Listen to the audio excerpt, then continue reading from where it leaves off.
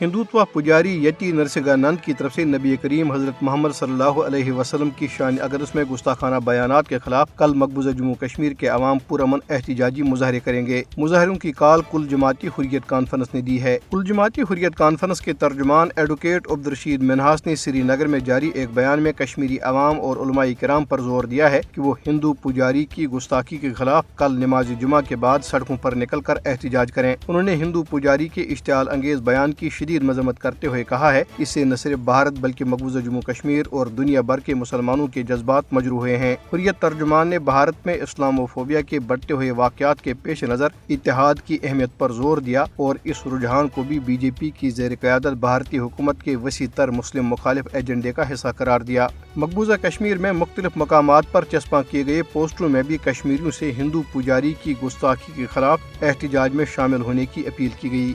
کل جماعتی حریت کانفرنس نے بھارت اور مقبوضہ کشمیر کی جیلوں میں نظر بند ہزاروں کشمیریوں کی فوری رہائی کا اپنا مطالبہ دہرایا ہے۔ حریت کانفرنس نے کشمیریوں کی مسلسل غیر قانونی نظر بندی پر تشویش کا اظہار کرتے ہوئے کہا ہے کہ جیلوں کی غیر انسانی صورتحال کی وجہ سے کشمیری نظر بندوں کی ذہنی اور جسمانی صحت بری طرح متاثر ہو رہی ہے۔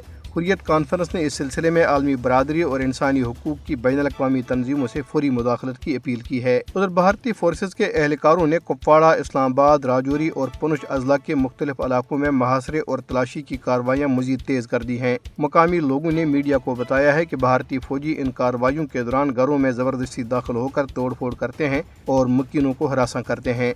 مودی حکومت نے کشمیریوں کے خلاف اپنی نوآبادیاتی پالیسیاں جاری رکھتے ہوئے بارہمولہ میں ایک اور مسلم سرکاری ملازم کو معطل کر دیا۔ Sopore boys higher secondary school کے پرنسپل مشتاق احمد راسر کو معطل کر دیا گیا۔